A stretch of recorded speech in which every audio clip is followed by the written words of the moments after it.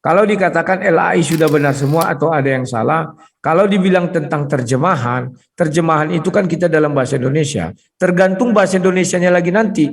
Kalau ada perkembangannya lagi, itu berubah lagi terjemahannya. Oke, kita bahas original teks sekarang ya. Gimana Yunaninya? Kita bicara Kita masih besok menunggu tadi saja. lagi.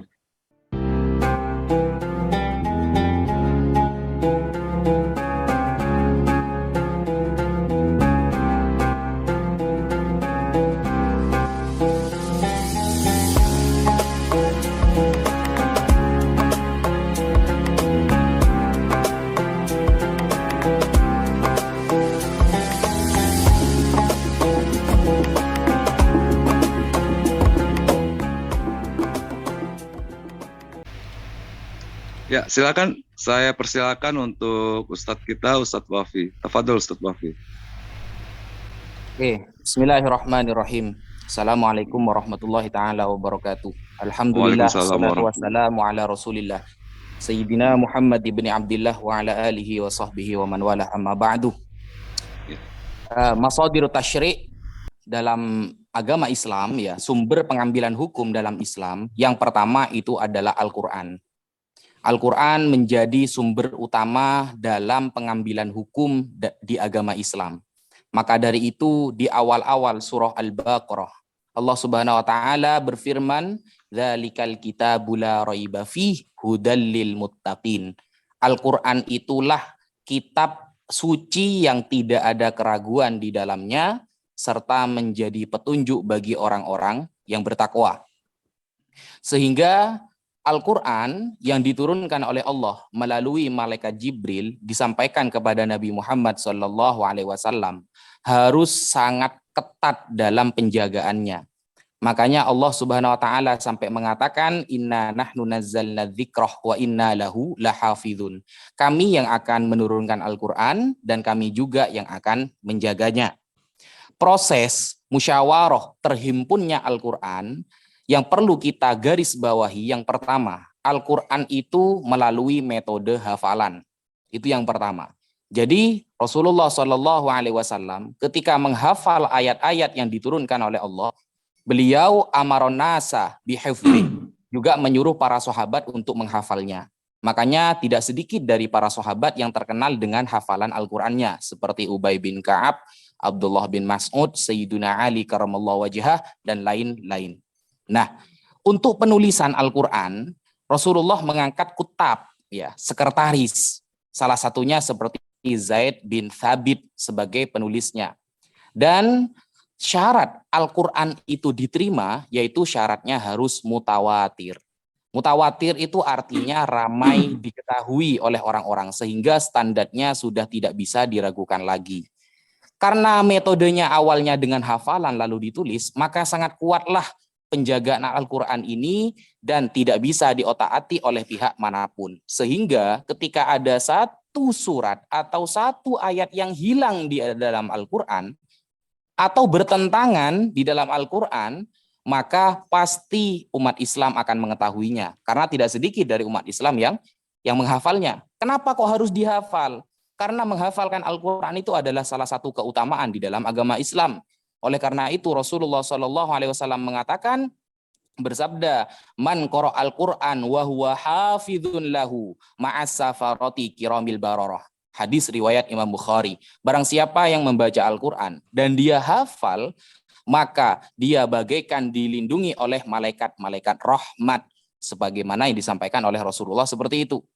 Bahkan orang yang menjaga Al-Quran dan mengajarkannya sesuai dengan pengajaran yang benar akan mendapatkan derajat terbaik nanti di hari kiamat. Makanya Sayyidina Utsman bin Affan meriwayatkan hadis dari Rasulullah bahwa Rasulullah bersabda, khairukum man ta'allamal Qur'an wa 'allamahu. Paling baiknya kalian adalah orang yang belajar Al-Qur'an dan mengajarkannya.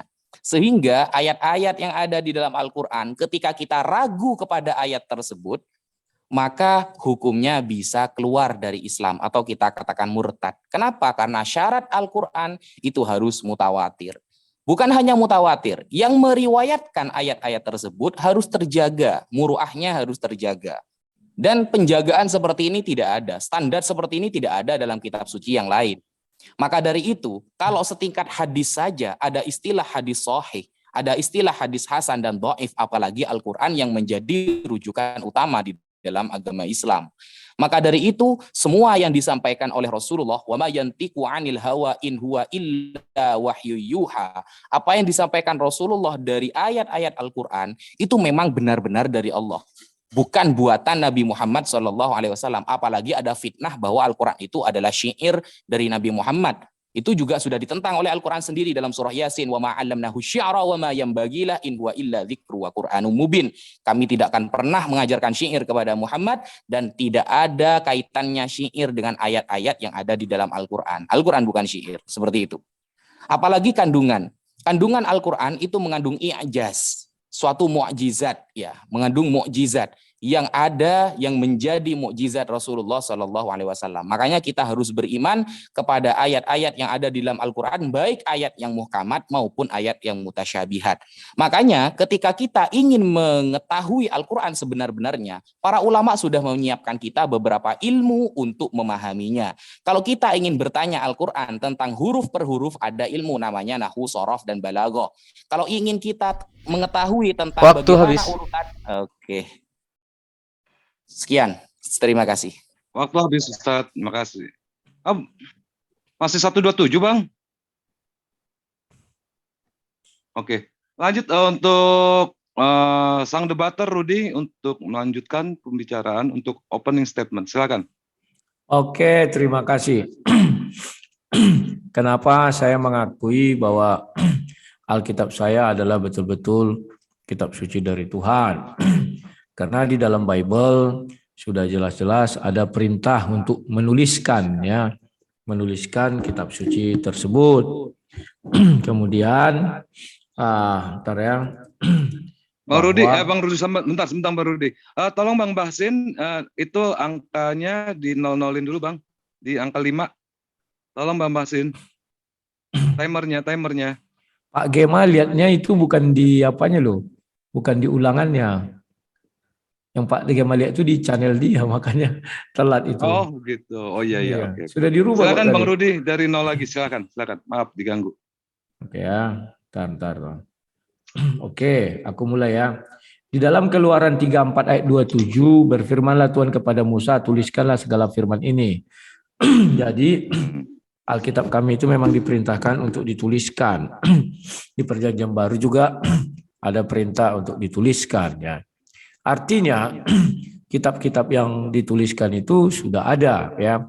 Dan kalau kita lihat di dalam Ulangan 31, itulah Musa sudah finish ayat 8 itu, ya, menuliskan kitab suci dan menyerahkannya untuk dibuat di dalam tabut perjanjian. Kemudian hebatnya kitab suci kami bahwa itu betul-betul dari Tuhan. Isinya itu jelas-jelas, misalnya Tuhan mencipta langit dan bumi, dijelaskan hari pertama apa yang diciptakan, hari kedua apa yang diciptakan, hari ketiga apa, keempat, kelima. Itu tidak saya temui di kitab suci manapun. Tapi kalau hanya mengaku dia pencipta langit dan bumi, semua Tuhan mengaku pencipta langit dan bumi. Bahkan saya pun bisa mengaku pencipta langit dan bumi. Tetapi saya tidak berani mengatakan hari pertama apa yang saya ciptakan, hari kedua apa yang saya ciptakan. Saya nggak berani. Ya. Kemudian dari segi isinya, kami tidak perlu mengemis-ngemis ke kitab suci orang lain. Cukup Bible kami itu menjelaskan isinya sendiri, ya. Untuk menafsirkan isinya juga kami tidak perlu mengemis-ngemis ke kitab suci orang lain. Itu buktinya kitab suci kami yang paling lengkap, paling sempurna, terjaga, dan bisa menjawab pertanyaan-pertanyaan dunia. Tapi jangan ditanya nanti rumus komputer, ya. Kemudian bahwa kitab suci kami ini tidak pernah dibakar. Jadi bahwa yang asli apanya tulisan-tulisan lama masih ada. Dan bahwa kitab suci kami lebih dahulu ada, sudah di kanon, barulah lahir kitab suci berikutnya, ya. Dan ya, kalau di kitab suci kami ada kata Taurat, ada juga kitabnya disertakan. Ada kata kitab Injil disertakan juga, ini loh kitab Injil itu. Dan kitab-kitab para nabi juga ada, Yesaya, segala macamnya. Ya, sangatlah teruk kalau ada kitab mengaku dia menurunkan Taurat Tuhannya, tetapi isi kitab Taurat nggak tahu. Tuhannya mengaku menurunkan kitab Injil, tetapi isi Injil tidak tahu. Artinya apa? Bahwa di situ ada keraguan-raguan bahwa Tuhan mereka tidaklah penurun Taurat, tidaklah penurun Injil. Nah, kalau ada katanya kitab yang jelas silsilah ya penurunan kata kalimat ke kalimat atau apa ya penyampaian ya silsilah para nabi aja nggak berani dia tuliskan. Kenapa silsilah turunnya ayat ini bisa dituliskan? Ini sangat-sangat lucu ya kawan-kawan ya. Kalau ditulis di tempat kami memang yang paling rumit itu adalah menuliskan silsilah manusianya. Di dalam Bible inilah banyak ditemukan silsilah-silsilah manusia. Kalau mengenai misalnya turun ayat segala macamnya, sebenarnya sudah dijelaskan bahwa di situ kalau saya ditanya apakah kitab sucimu itu 100% firman Tuhan, saya selalu mengatakan Bible yang saya pegang itu berisi firman Tuhan dan kisah manusia yang mengikuti. Bukan berisi firman Tuhan yang mengikuti manusia, ya. Tapi manusianya yang mengikuti firman Tuhan, bukan Tuhan yang mengikuti manusia. Itulah buktinya kitab yang saya pegang ini adalah kitab suci dari Tuhan. Kalau kitab suci yang bukan dari Tuhan, Tuhannya yang mengikuti manusia. Apa kelakuan manusia itu dibenarkan Tuhan dengan ibaratnya menurunkan ayat. Apa kelakuan manusia itu dibenarkan dengan turunnya ayat. Nah, di dalam ajaran Kristen kami, bahwa kami mengenal memang ada perbedaan karena Kristen itu juga terdiri dari banyak sekte, golongan besar Katolik dan Protestan. Tetapi tidak itu menjadikan kami saling berkelahi. Tafsir pun tidak membuat kami saling bunuh-bunuhan. Itu buktinya kitab suci dari Tuhan. Tetapi kalau kita lihat di negara-negara Arab, kitab sucinya berbeda dikit, orang itu bunuh-bunuhan. Misalnya Syiah, Sunni, ISIS, dan sebagainya. Bahkan di Indonesia misalnya Ahmadiyah akan ada videonya dulu dibunuh itu ya gara-gara tafsir-tafsir itu. Kalau kami enggak, itulah buktinya dari Tuhan tidak membuat kami menjadi ganas. Tidak membuat kami menjadi hilang kontrol dan tidak membuat kami jadi lupa ya. Kami selalu berpatokan urusan itu urusan Tuhan, urusan kami hanya mengimani apa yang tertulis dan mengikutinya. Ya, terima kasih itu yang bisa saya sampaikan. Oke, Pak Rudi. Untuk Pak Rudi ya 2-1-0. Oke. Untuk Pak Rudi dipersilakan untuk bertanya kepada Ustadz Wafi, diberikan waktu selama 2 menit. Dipersilakan. Oke. Kalau kita baca surah 2 ayat 79 dikatakan di sana celakalah orang yang menuliskan kitab suci dengan kedua tangannya ya dan menjualnya dan mengatakan ini dari Allah serta menjualnya dengan harga murah ya. Apakah Al-Qur'an itu tidak ditulis dengan tangan manusia? Karena saya belum pernah mendengar ada kitab suci jatuh dari langit sampai ke bumi ya. Memang kalau ditafsir kita lihat dia itu merujuk kepada katanya Taurat ya. Faktanya Al-Qur'an juga ditulis kok. Firman itu kan berlaku kekal karena tidak ada ditulis di situ Taurat, tetapi penafsir yang menyudutkan Taurat. Ya, kalau dibuka itu bahasa Arabnya tidak ada dibilang Taurat, tetapi penafsir mengambil tafsir karena kalimat sebelumnya. Tetapi penafsir tidak pernah melihat bahwa Al-Qur'an itu pun yang sekarang ini itu bukanlah Al-Qur'an. Karena Al-Qur'an yang sesungguhnya Al-Qur'an itu berupa lafal yang dibawa malaikat Jibril disimpan di dalam hati Nabi Muhammad. Ya, jadi yang di luar hati Nabi Muhammad itu bukan Al-Qur'an. Sekalipun orang mengatakan banyak perawi, banyak penghafal, gini-gini itu kan Al-Qur'an. Karena kalau kita katakan itu Al-Qur'an berarti mereka itu semua nabi. Karena Al-Qur'an hanya dibuat di hati Nabi Muhammad dan Nabi Muhammad menyampaikannya kepada umat manusia. Ya. Sekarang pertanyaan saya, mengapa di dalam Al-Qur'an ini para penafsir selalu berkelahi menafsirkan ayatnya? Contoh, kalau kita bicara tentang ayahnya Ibrahim, Azar. Penafsir satu mengatakan bukan Azar. Penafsir satu mengatakan iya Azar. Mereka berkelahi di tafsir Ibnu Katsir. Kenapa tidak ada satu kata mereka ini tentang tafsir-tafsir dari Al-Quran itu? Dan itu abadi loh. Ibnu Katsir belum pernah dibatalkan dan belum pernah ditolak. Silakan, terima kasih. Kenapa?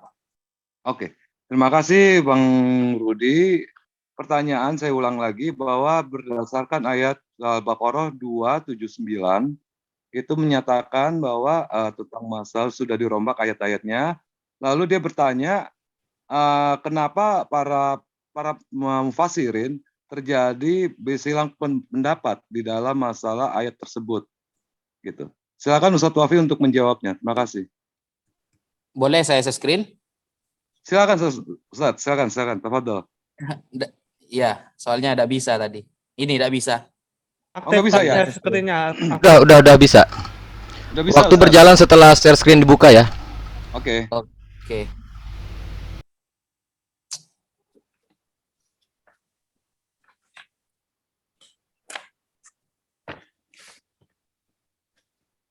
Ini ya. Bismillahirrahmanirrahim. Fawailul lilladzina yaktubunal kitaba biaidihim tsumma yaquluna hadza min indillah liyashtaru bihi tsamanan qalila. Celakalah orang-orang yang menulis kitab dengan tangan-tangan mereka, kemudian mereka mengatakan ini dari Allah hanya untuk mengharap harga yang sedikit di dunia. Maksudnya bukan masalah Al-Quran berarti sama-sama ditulis oleh manusia, yang namanya Al-Quran tulisan yang ada di percetakan. Bible pun ya juga ditulis manusia kalau gitu, dipercetakan. Maksudnya apa? Di sini haula al-ayat haula sinfun akhar minal yahud, bahwa ada dari kalangan orang Yahudi wahum ad-du'an ila dhalal bizur wal kadzib 'ala Allah. Mereka mengajak orang-orang kepada kesesatan dan mereka berani berbohong atas nama Allah. Wa akala amwalan nas bil batil, dan mereka memakan harta-harta manusia dengan cara yang tidak benar. Nah, berarti bukan masalah nulis Al-Qur'annya, bukan. Kalau nulis Al-Qur'an semua kitab suci dari Buddha, Yahudi, semuanya itu pasti lewat percetakan kalau sekarang. Bukan itu yang dipermasalahkan. Tetapi ajaran yang ada di dalam Al-Qur'an itu dibuat-buat oleh orang-orang Yahudi. Makanya itu yang tidak dibenarkan, bahwa kata Allah begini tapi kata Yahudi begitu. Itu maksudnya. Lalu masalah penafsiran tadi, kenapa kok dalam penafsiran selalu berbeda-beda? Nah, berarti Mas Rudi harus belajar ilmu tafsir agar Mas Rudi paham bagaimana tafsir itu. Ada yang namanya tafsir bil ra'yi, ada tafsir bil ma'thur. Tafsir bil ma'thur artinya tafsiran para ulama dengan menggunakan ayat, dengan menggunakan hadis dan perkataan para sahabat. Kalau tafsir bil ra'yi itu menggunakan ijtihad para ulama yang tidak bertentangan dengan ayat, hadis dan lain sebagainya. Itu. Dan perbedaan dalam tafsir, dalam ilmu tafsir, manhajut tafsir itu ada dua. Ada namanya ikhtilafut tanawwu, ada namanya ikhtilafut tadad. Ikhtilafut tanawwu artinya berbeda tapi saling melengkapi. Kalau ikhtilafut tadad artinya berbeda dan saling bertentangan. Ikhtilafut tadad tidak akan pernah terjadi di dalam Al-Qur'an. Berbeda tapi saling bertentangan tidak akan pernah terjadi. Tapi kalau ikhtilafut tanawwu itu terjadi dalam Al-Qur'an. Berbeda tapi saling melengkapi. Penafsiran dari kalangan para ulama ya seperti Al-Imam Ibnu Katsir, Al-Imam Fakhruddin Ar-Razi, Al-Imam Al-Qurtubi, semuanya berdasarkan dalil. Loh, bagaimana ketika nanti berbeda? Rasulullah sudah mengatakan wa idza hakamal hakim tsumma jtahada fa asaba falahu ajrani wa idza hakamal hakim tsumma fajtahada tsumma akhtaha falahun ajrun wahid. Nah, ketika ada seorang yang mendalam ilmunya, rasikhuna fil ilmi, sangat mendalam ilmunya, mengetahui teks-teks hadis dan nas-nas yang ada di dalam agama Islam, lalu dia menemukan suatu kendala dalam menafsirkan suatu ayat, lalu dia merujuk kepada dalil-dalil yang ia miliki, maka dia akan mendapatkan dua. Apa itu dua? Kalau dia benar, maka dia mendapatkan 2 pahala. Kalau dia salah, maka dia mendapatkan 1 pahala.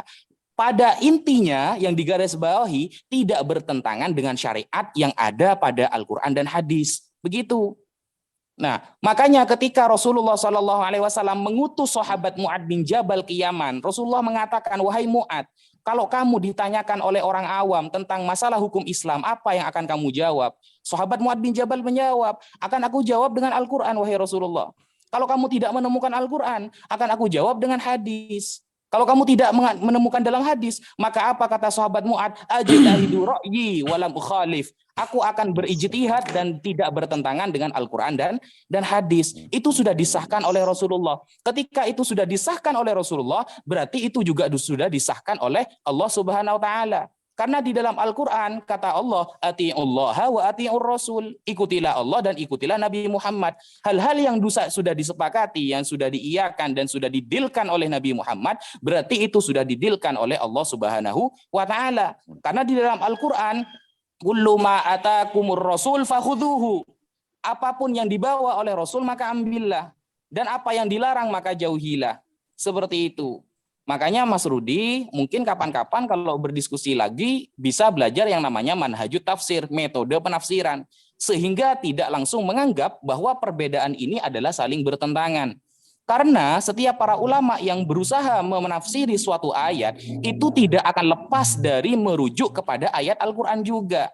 Makanya ada ayat yang muhkamat, ayat yang terang benderang maknanya. Ditafsiri dengan Al-Quran. Istilahnya tafsir Quran bil Quran. Ada tafsir Quran bil hadis. Kenapa kok seperti itu? Subhanallah. Rujukan ya. Rujukan Waktunya dalam... habis Ustadz. Oke, sekian. Oke. Terima kasih. Masya Allah, sungguh-sungguh ini ya, sungguh satu ilmu pencerahan buat kami umat Islam ini dari pendapatnya Ustadz kita, Ustadz Wafi, Masya Allah. Subhanallah. Oke, untuk waktunya saya berikan waktu 2 menit untuk Ustadz bertanya tentang kepada Rudi Yohanes. Silakan Ustadz. Oke, boleh saya screen dulu? Tafadhal Ustadz, tafadhal. Hentikan dulu ya. Ya. Ya, Masya Allah, mantap. Oke. Ini Mas Rudi Yohanes. Yup. Saya baca-baca Bible ini agak pusing saya. Ini ya, Yohanes 5, pasal 4 ya. Sebab Ya. waktu-waktu turun malaikat Tuhan ke kolam, itu ada menggoncangkan air itu. Barang siapa yang terdahulu masuk ke dalamnya, sesudah goncangan air itu menjadi sembuh. Apapun juga penyakitnya. Wes, ini ya. Ini dalam Yohanes 5 pasal 4. Sekarang coba kita buka.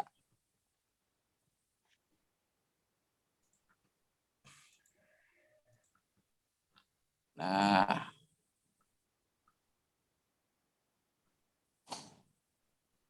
kita buka di kodek-kodek yang lama. Yohanes 4 ayat 5 ini sebenarnya dari mana sih? Kok apa namanya? Kok bergentayangan di LAI seperti itu maksudnya?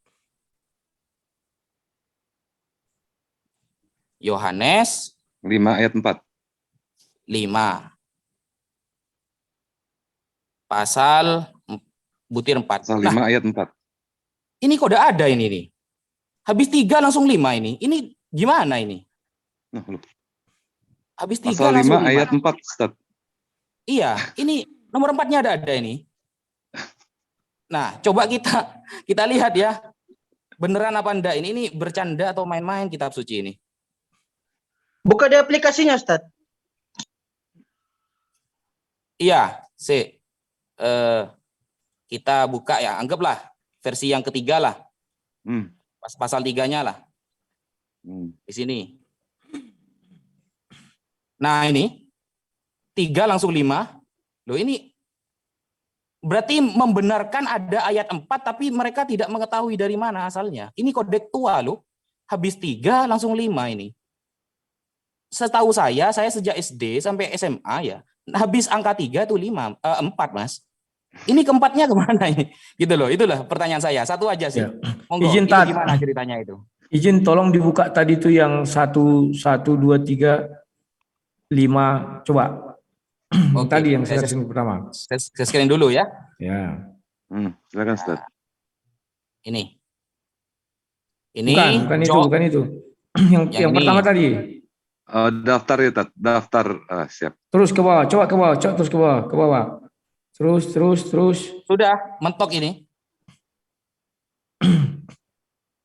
Berarti sudah. Tunggu. Iya, naik ke atas dulu. Pelan-pelan. Terus. Mentok, Mas. Ya, habis 10 berapa? Sebentar, habis 10, 11. 11, 12, 13, 14, 15, 16, 17, 18, 19, 20, 21 sampai ini urutannya sama, Mas. 4 sampai 47. Oh. Tapi di sini angka 4-nya enggak ada, Mas. Itu dapat dari mana itu, Mas? Cuma nanya. Ini ayat atau pasal? Ayat, Mas. Butir ya. Pasal 5 butir 4. Enggak ada. Ini Yohanes 5 ini ya? Iya, Mas. Ya. Oke, coba buka Makanya- isinya. Isinya Mas ya. Yohanes 1, 2, 3, 4, 5 apa isinya? Coba dibacakan. Kalau bisa diterjemahkan bahasa Indonesia ya. Kalau bisa. Iya, iya, iya, iya, iya. Sebenarnya Coba. kalau diterjemahkan kita tinggal ngambil yang ini sih, Mas. Nah, ini Nah, coba. sebab sewaktu-waktu turun malaikat Tuhan ke kolam itu dan menggoncangkan air Tiga itu. tadi, tiga. Oh, 3. Dan di serambi-rambi itu berbaring sejumlah besar orang sakit, Enggak, orang-orang buta. yang tadi kodeks itu loh, kodeks itu. Oh, kodeks Coba, sinetikus, Ustaz. Kodeks sinetikus yang Kodeks ketiga. tadi dibaca. apa ayat 3-nya? Oke. Di ayat yang ketiga, Ustaz. Nah, ini. Di tempat ini banyak orang sakit, buta, lumpuh, layu. Tetapi di sana ada seorang pria, ini langsung 5 ya, gak ada 4-nya ini. Tetapi Coba. di sana, Mana 5-nya? Itu aku nggak naik. Coba. 3 di sana itu banyak orang apa nih? Sakit. Terus ini. 5 pasal 1. oke. Ini tahun berapa sih yang diambil ini? Ini kodek tahun abad keempat, Mas. Ini yang Abad keempat. tertua loh. Yang termasuk yang tua ini. Yang setelah di kanon atau belum? Loh, ini baru ini disahkan oleh Bapak Pendeta bahwa ini termasuk kodek yang lebih tua daripada Bapak yang lain. pendeta mana? Loh, semuanya. Makanya ini ketika saya diskusi dengan Mbak Oke, Sofiatul siap. Al-Hayat, ya, Oke, ketika aku saya jawab. Oke. Oke, terima kasih. Aku jawab ya. Ya. Sebenarnya begini. Timer. Temer. monggo. Oke, siap. Timer. Timer siap. Iya. Ya. Oke, 05 ya. Ya. Ya, 5. Ya, siap. Oke, lanjut Bang Rudi Ya. Yohanes untuk Ya, terima menjawab. kasih. Ya. Sebenarnya kalau di dalam ajaran Kristen itu bukan hanya banyak apa namanya itu kitab-kitab bertebaran dan bukan banyak yang ngaku-ngaku segala macam ya. Tetapi kami percaya hanya yang sudah dikanonisasi 325 itu. Itulah penutupnya. Kalau kalian mencari misalnya kitab-kitab yang belum dikanon atau yang ibaratnya keluar dari konteks yang dikanon 325, ya itu silakan saja. Saya tidak bisa melarang. Tetapi kalau Anda tanya saya, ya betul bahwa Yohanes yang Anda baca tadi Yohanes 5, 1, 2, 3, 4, 5 itu berurut ya. Jadi maaf saja itu yang saya imani. Ya. Jadi kalaupun nanti saya misalnya mengambil Al-Qur'an punya bidat kan tidak mungkin dan saya tidak sportif kalau begitu. Saya hanya mengambil nanti pertanyaan saya dari Al-Qur'an sekarang yang sudah ada. Ya. Nah, sekarang membahas mengenai bisa ya saya membahas yang diucapkan Pak apa tadi bisa? Halo? Silakan. Jenengan Ya, fokus silakan. menjawab kan sekarang? Ya. Itu Nggak tahu aku bagaimana pertanyaan aturan tadi main. Yohanes 5 ayat 4 kenapa hilang gitu Bang Rudi? Ya, Tolong itu aja dijawab. pertanyaan saya. Jadi hanya menjawab ya. Hmm. Ya, silakan. Itu aja pertanyaan saya, jawaban saya. Oh, begitu aja. Ya. Oke, kalau gitu lanjut langsung ke 2 menit untuk pertanyaan. Oke, kita riset Pak dulu. Wafi. Ya. Setelah itu kita adain battle ya. Setelah ini, setelah Pak Wafi nanti bertanya ke Pak Rudi, langsung kita lanjutkan ke battle ya. Jadi 2 session Bang Rudi, 2 session Pak Wafi. Oke. Sudah? Ya. Oke, terima silakan kasih. bertanya. Iya. Sekarang saya mau bertanya. Tadi katanya tafsir itu berbeda, bisa, tapi untuk saling mendukung ya. Coba kita buka surah 6 ayat 74. Dan ingatlah ketika Ibrahim berkata kepadanya Azar. Di sini penafsir malah mengatakan Ad-Daha telah meriwayatkan dari Ibnu Abbas bahwa sesungguhnya nama ayah dari Nabi Ibrahim bukanlah. Jadi di sini penafsir bisa mengkritisi Allah, penafsir bisa melecehkan Allah. Saya nggak ngerti apa maksudnya. Ibnu Abu Hatim mengatakan telah mencerahkan kami dan sebagainya. Di sini mereka memang ribut mengenai ini. Tidak ada kesatuan hati dan tidak saling mendukung ya kalau mengenai tafsir-tafsir. Jadi yang mau saya tanyakan itu sebenarnya yang paling hebat itu Allah atau penafsir? Karena banyak daripada ayat-ayat Al-Qur'an saya lihat ditafsir oleh penafsir tetapi ayatnya tidak ada di dalam Al-Qur'an. Dari mana mereka bisa mengetahui ya? Saya heran. Contoh surat 37 lagi. Surat 37 aku buka dulu ya ayat 107. Kalau masih ingat ya, 107 sebentar ya. Nah, 107, sorry. Saya luar biasa saya lihat penafsir ini. Dia melebihi Allah SWT Allah sendiri. Nah ini. Di sini, sebentar ya. Share screen dulu, udah berapa menit lagi nih. Ya. Jadi pertanyaan saya itu, kenapa penafsir lebih hebat dari Allah SWT? Saya bukakan. Di sini ayatnya, dan kami tebus anak itu dengan seekor sembelihan yang besar. Allah tidak bercerita apa sembelihan itu. Tetapi dengan pongahnya, penafsir bisa mengatakan bahwa itu sejenis gibasi. Dan itu dipelihara di surga 40 tahun. Dan begini, tidak ada ayatnya. Luar biasa ini. Ya, Allah SWT tidak ada berfirman, mereka bisa mengatakan hal ini. Artinya mereka lebih hebat daripada Nabi Muhammad.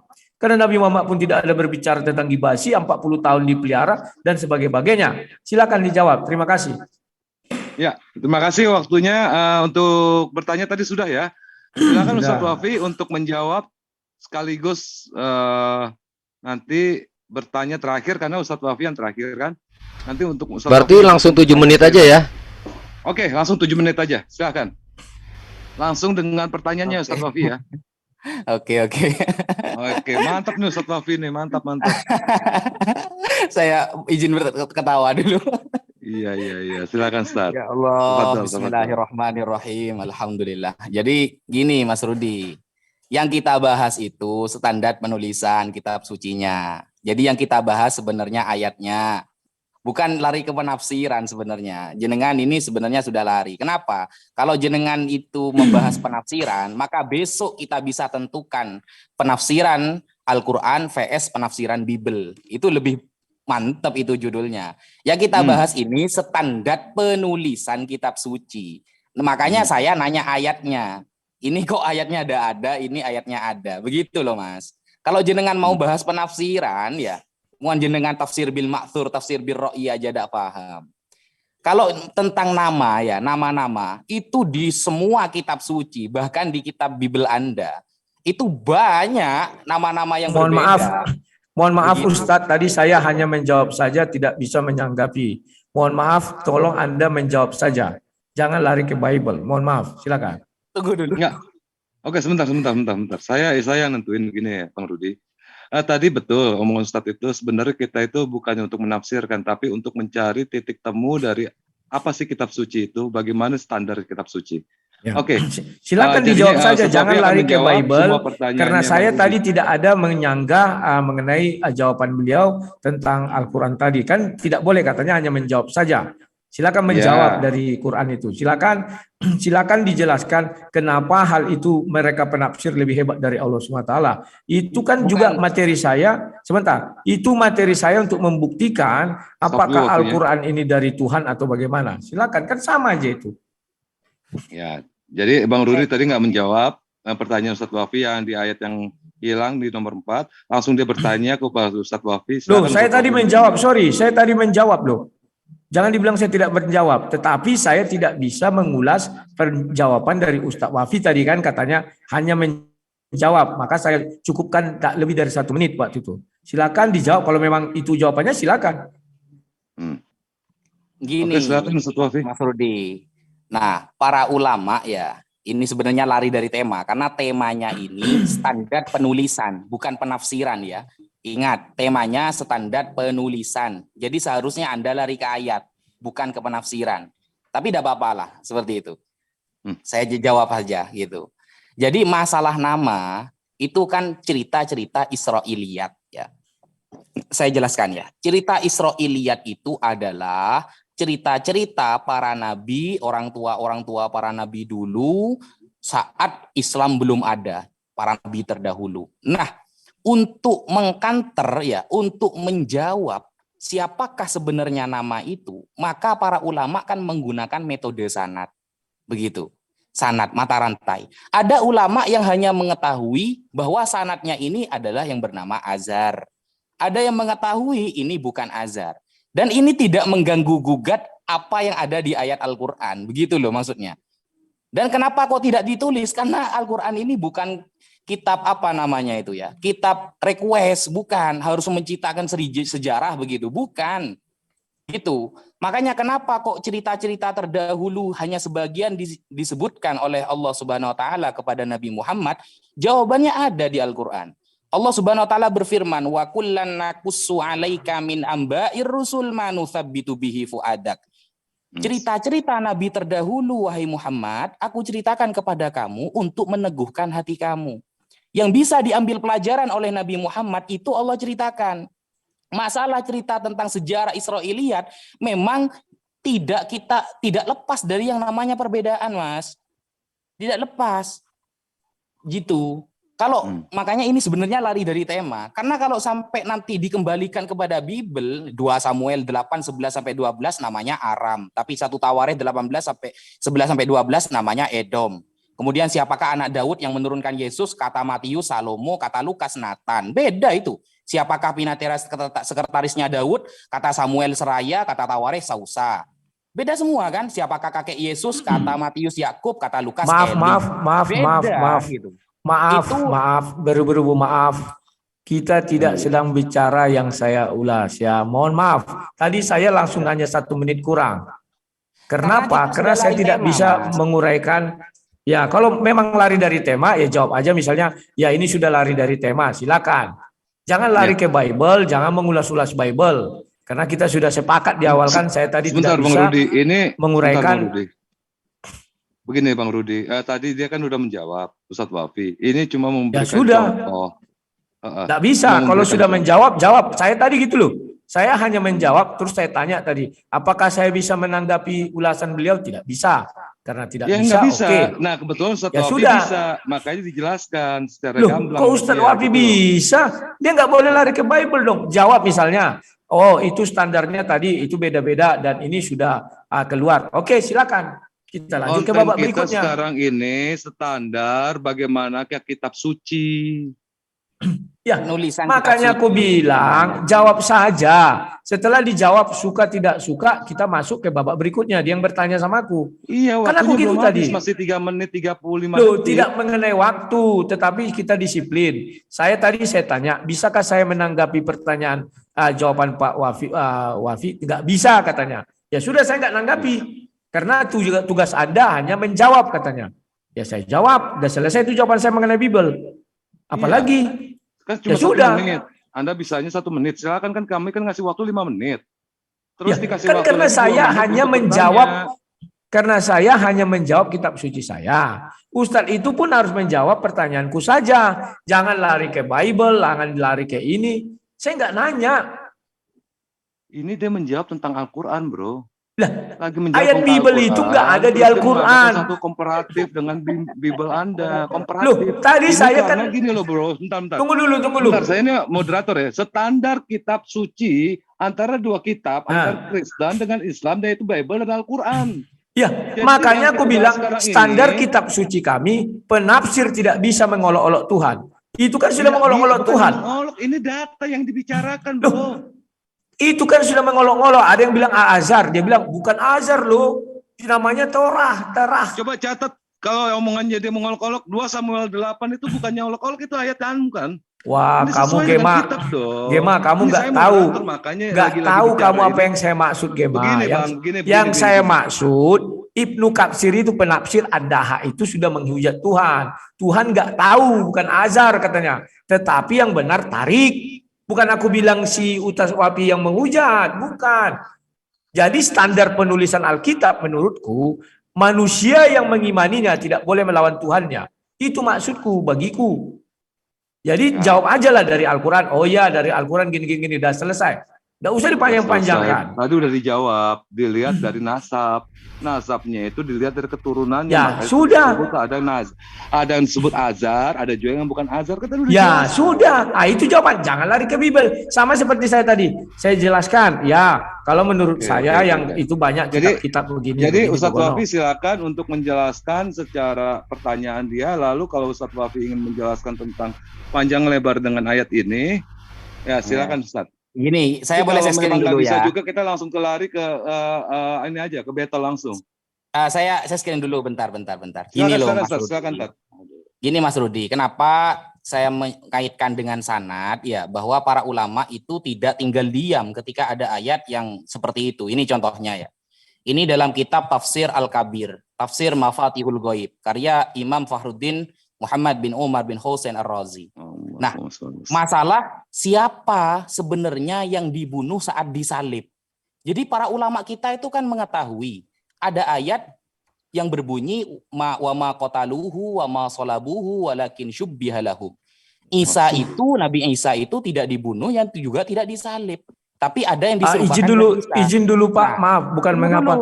Sebentar. Ini maksudku ini saya disiarkan ya. Sebentar. Ini disiarkan di mana lagi, punyanya siapa Tristan ini macet-macet? Punya saya coba. Siapa? Punya saya, Basin Media, Bang Rudi. Aku kadang beginilah. Basin Media, sabar ya. Kita kan mau ngasih tahu sama orang. Oke gini Bang Rudi, pada saat Ustadz Wafi lagi bicara nanti ada waktunya ya. Ya sebentar. Mau dia bicara karena apapun ini sudah kita telat dengarkan jauh aja. kali. Gitu aja. Kayak kemarin waktu Anda bicara aja, mau ngomong apa Loh, tadi kan dibatasi. Dibilangnya nggak boleh. Enggak dibatasi, siapa yang membatasi? Ulanglah, Anda dikasih ulang. waktu 5 menit. Kau lihat itu tadi saya bilang, apakah saya bisa menanggapi jawabanmu yang di awal? Dia bilang, silakan, kan saya mana ada? Tadi dibilang tugasmu hanya menjawab. Oke, sudah selesai saya jawab. Menjawab dan bertanya kan? Nggak ada bertanya setelah itu. Sudahlah, jawab aja dari Quran. Oke, silakan. Sudah dibahasin sudah. Terima kasih, silakan. Ada banyak yang terlewat, Bah. Sayang. Oke, saya teruskan ya Mas Rudi ya. Ya, silakan. Nah, ini contoh Mas Rudi. Ketika Al-Quran tidak menceritakan secara detail, para ulama itu tidak tinggal diem Mas Rudi. Ini saya cawang ya. Ini. Al-awwal, qala katsirun minal mutakallimin. Mayoritas para ulama mengatakan, innal yahud lamma qasadu qatlahu rafa'ahu Allahu ta'ala ila sama. Ketika orang Yahudi ingin membunuh Nabi Isa alaihissalam, Allah mengangkatnya ke atas langit, kan begitu. Fa khafa ru'asaul yahud min wuqu'il fitnah min awamihim. Nah, orang Yahudi tahu Nabi Isa sudah ada, maka pemimpin-pemimpin Yahudi takut terjadi fitnah dari kalangan orang-orang awam mereka. Oh, ini gimana ini, gak jadi pembunuhannya ini. Nah, akhirnya fa akhadhu insanan wa qataluhu wa salabuhu wa labbasu 'alan nasi annahul masih. Kemudian pemimpin Yahudi ini mengambil orang laki-laki untuk digantikan akan dibunuh dan disalib, pengganti Nabi Isa. Nah, wanasu makanu ya'rifunal masih illa bil ismi. Saat itu semua yang menyaksikan tidak ada yang tahu persis Nabi Isa itu seperti apa. Dia hanya tahu bahwa ada orang namanya Al-Masih. Hanya sedikit yang tahu, tidak semuanya. Kenapa? Li'annahu kana qalilul mukhalata linnas. Karena saat itu Al-Masih tidak banyak berinteraksi ke kota-kota, tidak banyak, hanya di sekitar itu saja. Wa bihadzat tariq zala su'al. Maka dari itu selesai pertanyaan. La yuqalu, tidak bisa dikatakan innan nasara yungkaluna an aslafihim annahum syahiduhu maktulan. Tidak bisa dikatakan orang Nasrani dari bapak kakek-kakeknya mereka langsung menyaksikan Isa itu dibunuh. Tidak ada itu sanadnya. Kenapa? Li'anna nakul. Para ulama mengatakan, inna tawaturon nasara yantahi ila aqwamin qalilin la yab'udu ittifaquhum 'alal ghidbi. Karena para ulama sudah mengecek, sudah bertanya kepada orang-orang Kristen, orang-orang Nasrani sendiri. Dan sanadnya hanya terputus kepada kaum yang sedikit yang mana mereka bisa jadi berbohong. Jadi para ulama kita mengecek. Sama seperti kasus nama Azhar tadi. Para ulama kita mengecek sanadnya. Siapa Jangan lupa sebenarnya? pertanyaannya, tinggal 1 menit. Ya. Jadi ketika ditanyakan ini Azhar, ini namanya Torik. Jadi para ulama itu juga mengecek sanadnya sampai kemana. Toh andaikan nanti berbeda, itu tidak ada kaitannya sebenarnya dengan ayat Al-Qur'annya. Karena ayat Al-Qur'an itu coba menjelaskan ada Nabi Ibrahim, Nabi Sulaiman. Penafsiran ini, masalah nama itu berbeda. Itu selesai. Betul, Bang. Begitu. Bisa difaham ya, Mas Rudi Yohanes? Begitu. Siap. Oke, untuk masalah ini selesai ya. Kita langsung ke session battle ya. Tadi kan udah satu-satu nih. Udah 2 session. Kita langsung masuk ke session battle antara Berapa Rudi menit dengan battle? Ustadz Wafi. Selama waktunya berapa ini enaknya untuk Ustadz Wafi dan Rudi? Jadi aku nggak menjawab. Battle itu TikTok. Enggak. Habis Wafi kan aku lagi. Enggak dong. Tapi ada Tadi melempar kan- pertanyaan nggak tadi? Tadi ngelempar pertanyaan enggak kan? Jadi kalau nggak Kamu melempar jelaskan pertanyaan Alkitab. nggak bicara aku. Jadi lawak-lawakan ini kuliah. Enggak, begini loh bro. Tadi kan pertama kan ente. Ya. terus Ustadz Wafi, terus ente, terus Ustadz Wafi. Jelas dua kali. Yang Nah, pertama sekarang terakhir Ustadz Wafi. Yang dan pertama Ustadz Wafi langsung masuk ke battle. Masa Anda mau 3 kali, Ustadz Wafi baru 2 kali? Yang pertama nyambung lagi Ustadz dong jadi Wafi 3 kali. bertanya sama aku, ku jawab. Sekarang aku bertanya tadi dijawabnya. Sekarang dia kan giliran dia bertanya tapi lupa dia. Jadi dia bicara terus. Giliran aku lagi bicara. Oh iya, Bang Rudi, kalau saya Oke. perhatikan dari awal tidak ada menit untuk sanggahan. Jadi kita dari awal memang nggak ada sanggahan, berarti langsung ke battle aja. Ke battle. Awal pertanyaan gitu, Bang. Bertanya Oh, jawab, saya bertanya harus jawab bertanya aja kalau saya gitu. Nggak bisa perhatikan. ku jelaskan Bibleku misalnya biar lebih puas dia. Kenapa ini begini? Enakan di langsung di battle aja, Bang. Iya, Di betul. battle itu kita bisa Oke menjelaskan lah. selama 30 menit. Kalau begini Silakan, kan kita silakan. agak yang satu sisi Anda nggak boleh menyatakan ini. Kalau battle silakan Anda mengungkapkan apapun Nah, asal masih ya. ada di etika diskusi. Siap. Saya yang nentuin semuanya. Terima kasih. Untuk itu semua netizen dan saudara yang ada di Zoom ini, kita akan memasuki season battle. Dan kalau bisa dipersiapkan pulpen buku untuk mencatat semua apa yang diungkapkan oleh dua narasumber kita. Tafadhol, Bang Rudi dan Ustadz Wafi. Silakan. Ya, silakan. Saya dulu, Mas Rudi. Boleh, silakan. Oke. Apa aja? Saya ingin bertanya, Mas Rudi, tentang kita jangan keluar tema ya. Penulisan Samuel dan Tawarikh. Monggo dijelaskan dulu. Bagaimana penulisan Samuel dan Tawarikh itu? Tafadhol. Oke, terima kasih. Bahwa Samuel dan Tawarikh adalah dua orang yang berbeda. Jadi itu mengandung namanya sudut pandang. Yang tidak boleh itu satu orang menulis dua hal yang bertolak belakang. Nah itu yang nggak bisa. Tapi kalau dua orang yang menulis hal yang berbeda, mungkin dia memandang dari perspektif lain. Contoh, ketika Samuel mengatakan pasukan Daud itu ada pasukan keretanya, pasukan berkudanya 7.000. Sementara di dalam Tawarikh dikatakan, saya agak lupa ayatnya, tapi agak saya jelaskannya 7.000, di Tawarikh dikatakan 1.500, itu kan berbeda menyolok. Tetapi setelah kita teliti, di Samuel dikatakan 7.000 itu menyangkut kepalanya, orang-orang yang masuk dalam pasukan kuda. Sementara di Tawarikh itu per satu kesatuan. Contoh, kalau zaman sekarang kita melihat pasukan tank, satu tank isinya kan bisa jadi 3 orang. Nah, si Samuel menceritakan 3 orang pasukan tank. Kalau Tawarikh mengatakan 1 orang, karena satu tank itu dia lihat hanya satu tanknya, tidak lihat isi di dalam orangnya. Nah, itu kira-kira yang bisa saya gambarkan. Silakan. Atau aku bisa bertanya langsung atau gimana? Enggak, tadi kan jenengan belum nunjukkan rujukannya bahwa penulisan Tawarikh dan Samuel seperti yang Anda katakan itu Anda merujuk di mana kan biar ada asumsi seperti itu. Loh, Mungkin kan apa sudah yang jelas. mungkin apa yang harus saya baca?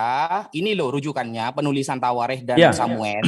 Ya, Kamu- kalau gitu kan enak. Ya. Kalau cuma dari pemikiran jenengan kan siapa saja bisa berpikir seperti itu, gampang sekali kan? Ya, tinggal dibaca aja apakah penulis Tawarikh itu adalah Samuel. Kan gampang. Artinya 2 orang yang berbeda, maka mereka memiliki 2. Sorry, siapa yang ketawa? Enggak, monggo terus. Ya, kita kalau Bukan bisa terus, punya terus. adab lah. Kita punya Nggak ada yang ketawa adab, sini. kita ingin mengedukasi orang. Ketika kalian bicara, aku monggo. tak ada ketawa. Monggo, Selu siap, aja siap. lah, nggak usah gusar sekali ya. Udah, stop. Udah, yang lainnya tolong di mute. Oke, Ya. lanjut.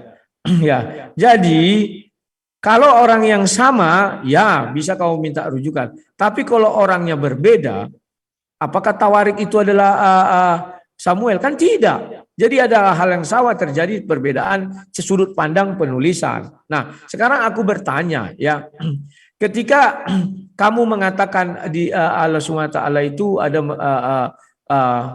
memerintahkan, ada nggak memerintahkan penulisan Al-Quran? Coba terangkan kepada kami. Silakan. Oke, saya jawab ya. Ya, kalau jenengan mencari ya di ayat Al-Quran dari Al-Fatihah sampai An-Nas, memang nggak ada anjuran untuk menulis, nggak ada memang. Tapi yang menyuruh menulis itu adalah Rasulullah SAW. Nah, karena yang menyuruh Rasulullah itu berarti dibenarkan juga oleh Allah.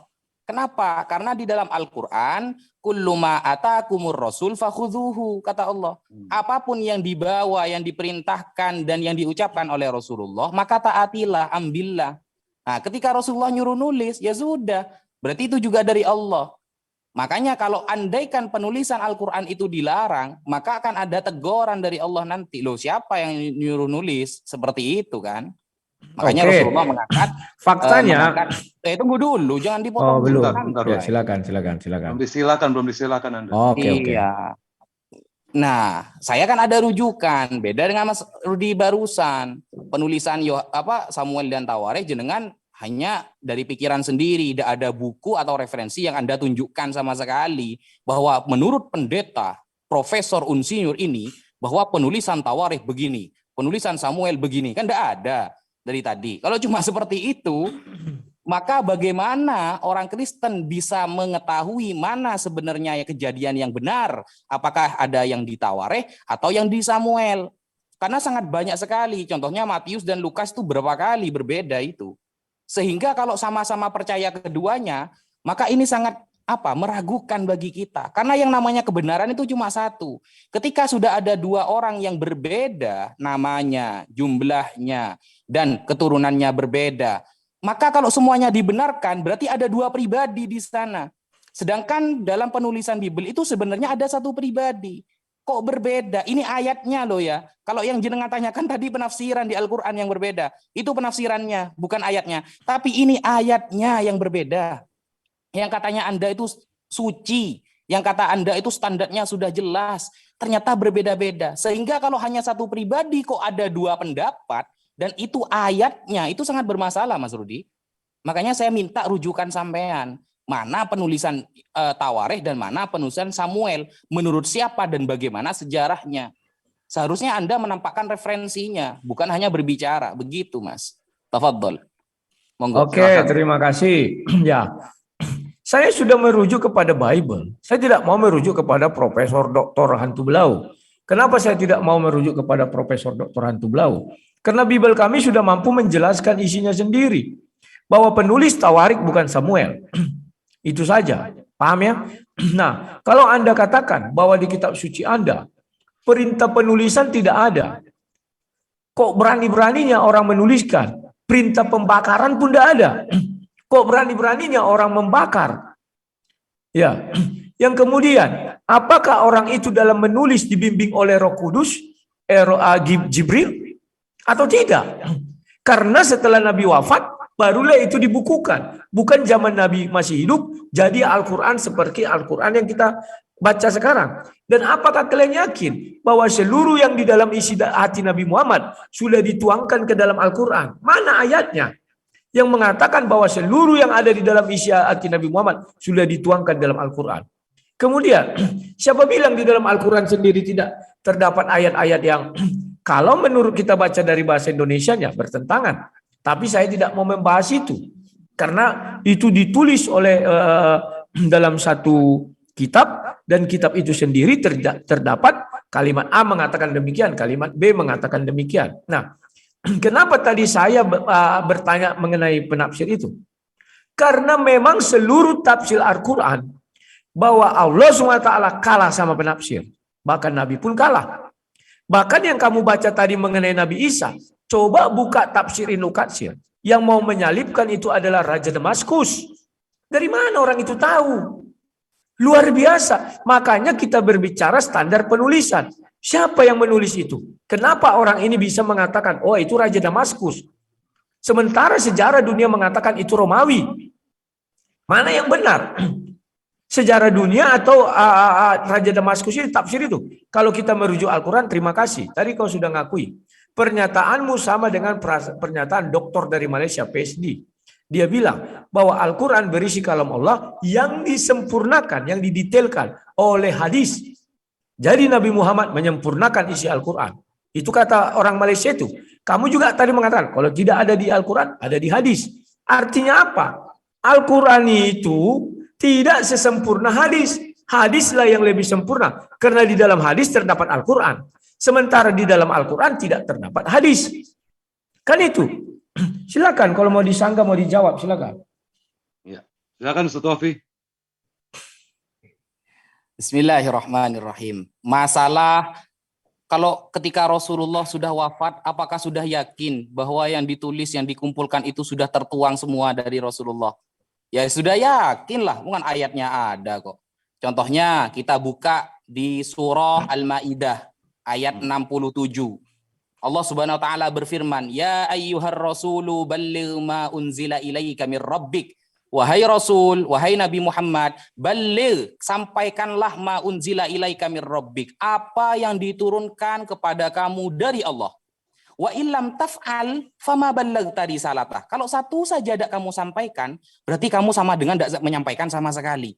Berarti selama Rasulullah hidup semuanya sudah dituangkan oleh Rasulullah sallallahu alaihi wasallam. Wallahu ya'simuka minan nas. Allah akan menjagamu dari kejahatan manusia. Innallaha la yahdil qaumal kafirin. Sesungguhnya Allah tidak akan memberi hidayah petunjuk kepada orang-orang yang menentang Nabi Muhammad sallallahu alaihi wasallam. Jadi ayat surah Al-Maidah 67 menjawab pertanyaan Mas Rudi Yohanes bahwa bagaimana ketika Rasulullah sudah wafat, apakah yang dikumpulkan Al-Quran itu memang benar-benar sudah tertuang semua apa yang ada pada Nabi Muhammad? Surah Al-Maidah 67 sudah menjawabnya bahwa wa illam taf'al fama ballaghta risalatah. Kalau satu saja tidak kamu sampaikan Muhammad selama kamu hidup, maka kamu sama dengan tidak menyampaikannya sama sekali. Itu yang pertama. Kemudian yang kedua, kemudian bagaimana ketika hadis ini menjelaskan dengan Al-Quran? Berarti lebih lengkap hadis daripada Al-Quran. Loh, di Al-Quran sudah dijawab Mas Rodi. Ya. Surah An-Nahl ayat 44. Allah Subhanahu wa taala berfirman, "Wa anzalna ilaika dzikra litubayyina linnas."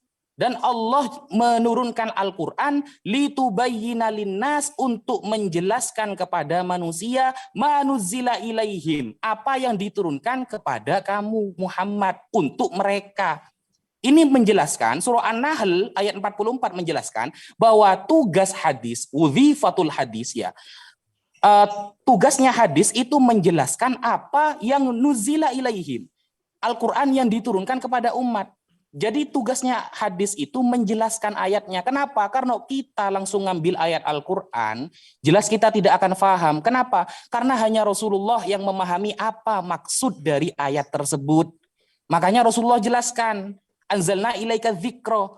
Dijelaskan oleh Rasulullah, tujuannya litubayyina linnas, untuk menjelaskan kepada manusia manuzila ilaihim, apa yang ada di dalam Al-Quran untuk mereka. Begitu. Jadi bukan berarti Al-Quran hadis lebih lengkap daripada Al-Quran, tidak. Tugasnya hadis menjelaskan apa yang ada di Al-Quran, karena Al-Quran itu simpel, padat. Siapa yang bisa menjelaskan? Ahlinya. Makanya di surah Al-Anbiya ayat 7, fas'alu ahla dzikri in kuntum la ta'lamun. Bertanyalah kepada ahlu dzikri. Az-zikri maksudnya Al-Quran, kepada orang yang ahli Al-Quran kalau kamu tidak paham. Bukan buka terjemahan, apalagi tafsiran yang berbentuk terjemahan. Jadi Al-Quran tidak pernah menganjurkan kita untuk buka terjemahan kalau kita tidak tahu. Tapi bertanyalah kepada yang ahli Al-Quran. Seperti itu. Gitu Mas Rudi. Ya, sekarang tolong dibuka surah 19 ayat 56. Surah 19 ayat 56. Maryam 56 Ustaz. Oke. Ya. Monggo Mas Rudi. Di situ dijelaskan, ceritakanlah wahai Nabi Muhammad, katanya kan, kisah Nabi Idris. Sampai botak kepalaku mencari dalam Al-Quran, yang terdapat di dalam Al-Quran katanya. Saya tak temukan kisah Nabi Idris tuh. Sementara kamu tadi berkata bahwa seluruh yang ada di dalam hati Nabi Muhammad sudah dituliskan di dalam Al-Quran. Kisah Nabi Idris nggak ada. Malah kisah Nabi Idris lebih lengkap di Wikipedia. Apakah Nabi Muhammad bercerita kepada Wikipedia? Mohon jangan ketawa. Terus. Lanjut Mas Rodi. Ya, slow lah. Aduh, kalian ini aku enggak pernah ketawa dan aku diam aja ya. Slow lah, enggak pala seperti itu kali kita. Ya. Silakan kalian cari. Mau kemana kalian mencari? Yang kemudian, tolong dibuka surah 19 ayat 16. Sudah? Monggo. Nah, di surah 19 ayat 16, surah Maryam, jelas di situ dikatakan apa? Dan ceritakanlah Muhammad kisah Maryam di dalam kitab Al-Quran, yaitu ketika dia mengasingkan diri dari keluarganya ke suatu tempat sebelah timur, Baitul Maqdis. Artinya, kisah Maryam ini tidak terdapat di kitab lain, hanya terdapat di Al-Quran. Artinya Maryam ini betul tidak hidup di zaman Nabi Isa atau di zaman abad 1. Tetapi tertulis semuanya mulai dari Al-Quran itu turun, yakni tahun 610. Itulah mulai ada kisah Maryam ini. Karena tidak ada dibilang di kitab Injil, nggak ada. Tapi hanya terdapat di kitab Al-Quran. Ini sangat-sangat penting. Kenapa saya katakan sangat-sangat penting? Artinya kisah Maryam ini, seperti yang kamu katakan tadi, cerita-cerita dari orang jauh Israelian. Saya nggak ngerti kenapa cerita-cerita Israelian masuk ke dalam kitab suci. Cerita-cerita tentang orang yang 7 orang yang tertidur itu 300 tahun masuk ke dalam kitab suci. Ya, saya nggak ngerti. Sesudah itu, kenapa penafsir itu bisa menafsir? Saya bilang ada gunanya agar kita melihat benar nggak Al-Quran ini sudah 100% dari hati Nabi Muhammad. Ternyata tidak. Kenapa? Kamu tadi menafsir surah 4157. Membuka surah 4157. Tidak satu ayat pun terdapat di Quran mengenai sejarahnya itu. Al-Quran hanya menjelaskan bahwa Nabi Isa tidak disalib, tidak yang diserupakan ketika malam, tetapi tafsir bisa menjelaskan datang orang ke Damaskus, baru diperintahkan, baru mereka dikepung di rumah, baru Nabi Isa meminta siapa dari Hawarian, ada anak muda, baru ditangkap langsung disalib malam itu. Dari mana mereka tahu? Di hadis pun ku cari gak dapat aku. Luar biasa. Masa penafsir lebih paham daripada Allah SWT? Allah SWT tidak pernah berfirman tentang itu sedikit pun mengenai Damaskus dan lain-lain ya. Banyak lagi tafsir-tafsir. Contoh tadi yang ku kasih itu mengenai kambing itu. Kambing yang dikorbankan itu ya. Itu di sorga katanya. Dipelihara 40 tahun. Dari mana? Belum lagi kalau kita merujuk kepada hadis, kamu bilang hadis itu apa yang dijelaskan. Itu sama saja kita mengatakan bahwa ada ucapan Allah yang belum dituangkan oleh Nabi Muhammad, terdapatlah di hadis. Contoh, ketika Isra Mi'raj, itu kan tidak ada ucapan mengenai apa namanya itu, tawar-menawar sholat itu di dalam Al-Quran. Banyak lagi mengenai firman Allah yang ada di dalam hadis, tidak ada di dalam Al-Quran. Artinya apa? Hadis lebih sempurna daripada Al-Quran. Itu seperti yang dikatakan oleh Bapak Profesor Doktor dari Malaysia itu. Waktu itu saya di ISDN. Al-Quran berisi kalamullah yang didetailkan atau disempurnakan oleh hadis. Jadi tolong dijelaskanlah. Silakan. Oke. Silakan Ustaz Wafi. Bismillahirrahmanirrahim. Jadi saya kan sudah katakan dari pertama, Al-Quran itu kalimatnya simpel dan padat. Yang memahaminya adalah Rasulullah SAW. Ketika Rasulullah disuruh oleh Allah untuk menceritakan bagaimana Nabi Idris wakana siddiqon nabiyya. Ayo Muhammad ceritakan kepada umatmu bahwa Idris ini adalah seorang nabi dan beliau adalah nabi yang dapat dipercaya, yang siddiq, yang jujur. Lalu diceritakanlah oleh Nabi Muhammad SAW karena Al-Quran ini bukan kitab sejarah. Al-Quran bukan kitab sejarah. Makanya di dalam Al-Quran bahwa Al-Quran ini adalah Al-Quran yang sempurna ya, yufassilu bainal ayat, yang katanya menjelaskan antar ayat. Yang bisa menjelaskan itu Nabi Muhammad. Orang yang sudah ada di bidangnya, begitu. Sehingga kalau cerita-cerita pada intinya ya, cerita-cerita tentang Israiliyah diceritakan hanya dengan simpel oleh Allah Subhanahu wa taala, karena Al-Qur'an ini bukan memuat cerita sejarah. Bukan. Makanya ketika jenengan mengatakan bahwa Bible itu sudah lengkap, oh tidak, sama sekali tidak lengkap. Buktinya keturunan Yesus, ya Yesus sendiri keturunannya sampai ke Nabi Adam tidak disebutkan dalam Bible, kan begitu. Dan Yesus ini sebagai Tuhan bagaimana saja ayatnya saling bertentangan. Nah, maka saya bisa balik bertanya sekarang. Ini kan sesi battle. Ingat ya, Al-Quran bukan kitab sejarah. Sehingga penulisan Al-Quran, Allah menurunkan firman kepada Rasulullah SAW itu dengan bahasa yang simpel. Nah, bagaimana lengkapnya? Maka Rasulullah SAW menjelaskannya. Loh, lalu berarti hadis lebih lengkap dong daripada Al-Quran? Bukan seperti itu pemikirannya. Di Al-Quran ini sudah ada pondasinya. Nah, penjelasannya dari Rasulullah SAW. Makanya para ulama kenapa lebih memahami ayat Al-Quran daripada kita yang awam. Contoh, wasariku wasariqatu faqta'u aydiyahuma. Pencuri laki-laki dan pencuri perempuan ketika mencuri sampai batas 1 nisab maka dipotong tangannya.